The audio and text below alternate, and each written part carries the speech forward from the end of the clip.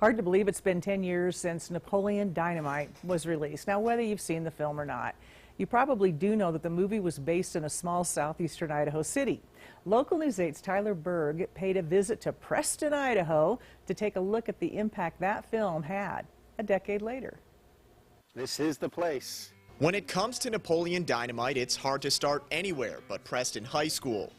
This is Napoleon's locker where he gets shoved into the locker. If you can believe it, these vibrant, now famous lockers were almost replaced in the last decade. Obviously, with Napoleon Dynamite being filmed, you know, it's a big part of the school, it's a big part of the community, so they decided to leave them for the time being. While the lockers in the auditorium Napoleon graced his moves in are a big draw to tourists, there's an even more obvious stop. 10 years later, people still come to this office window looking for one thing. If they have some chapstick or if they can use the phone to call and get some chapstick. But my lips hurt real bad.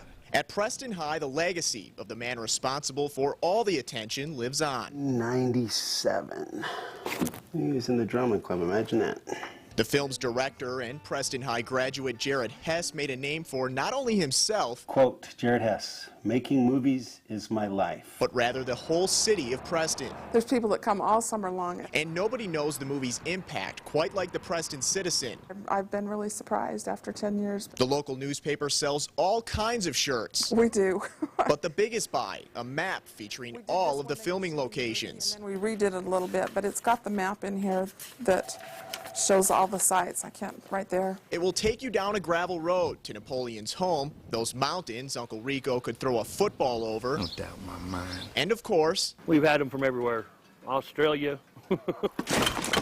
that distinct stucco home Pedro lived in. Still people come by just to take pictures. Clifford Smith has called Pedro's home his own for only 2 years, but it's a name he just can't escape. School buses will drive by and they'll honk and the kids will be hollering out the window, "Hey, Pedro!" So it's kind of funny. It's not just sights you can see in Preston. You can even catch up with some of the locals who were in the movie. I think I was 10.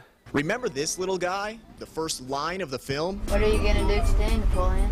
Whatever I feel like I want to do. God! Meet Jamen Gunnell.